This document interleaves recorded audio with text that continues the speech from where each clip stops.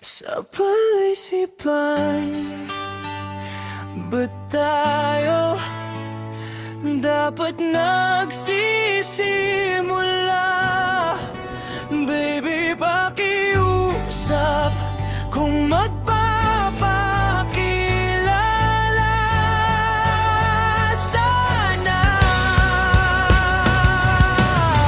Pwede bang idaan mo lahat sa hawak? Naligaw lang sa dinami-dami ng mga pasikot-sikot sa iyong katawan. Sana lang ay mapadaan. Bulag sa iyong mga kurbada, nabudol sa mga usapang walang kontrata. Harutan hanggang sa abutan ng umaga, walang sagot sa katanungang tayo nga ba? Aroy kung ayaw masaktan, wag nang umasa. Nagbabakasali na lang na sumamba. Ang mga dasal sa may kapal sana gumana, kaso madalas sila ni Satanas sa magkagkakonsaba.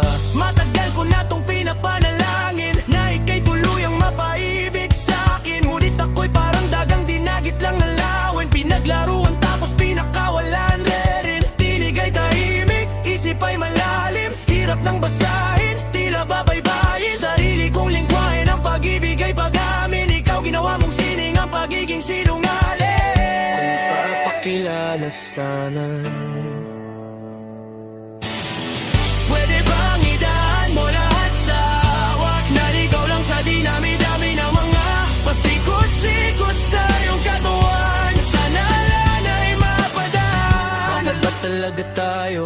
Para lang klaro, kailangan kong malaman kung mahal mo pa ba ako. Naglalaro ka lang ba o nananarantado? Kasi natik ko kahapon may kasama kang bago. Ayoko nang umasa sa mga usapang malabo. Parang gamong-gamong nadarang at napaso, nadala at mas lalo lang nawala at naglaho ang mga balak at plano. Nagmukha pa akong gago, kaya walang mga pangako, puro para-paraan. Laging dalibabat kahit walang tawagan. Araw-araw normalan kasi para pa saan ang mga sumpaan kung wala namang karapatan. Ibig kong maliwanagan, wag mo sanang diliman. Kapahan parang magkasintahan sa sinehan. Matining palaisipan sa dami ng pasikot-sikot at kakasalisihan. Kung mapapakilala sana,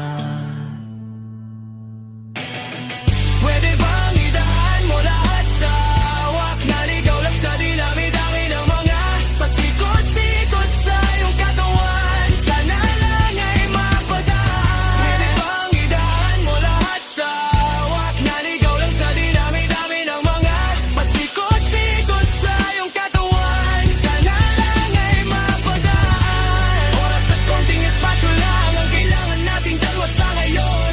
Ngunit parang di naman to at lang. Palapit na tayo sa kalawakan. May dalawang magkasintahan sa taas ng bundok. Nagkasundong tapusin ang buhay nilang malungkot. Hindi na masaya sa kama, hanap na itulog. Usapan ay sabay silang tatalon sa tuktok. Sabi niya, magtiwala ka lang sa akin, mahal ko.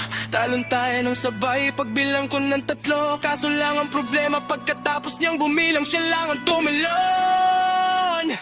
Si babae nagpaiwan na bang nakatingin sa kanya. Nakangiti lang ngunit biglang nagulat ang babae nang nakitang nakangiti din si lalaki. Habang bababa siya sabay biglang buka ng dambuhalang para kaida. Ngayon sinong mas taxi sa dalawa? Sino ang mas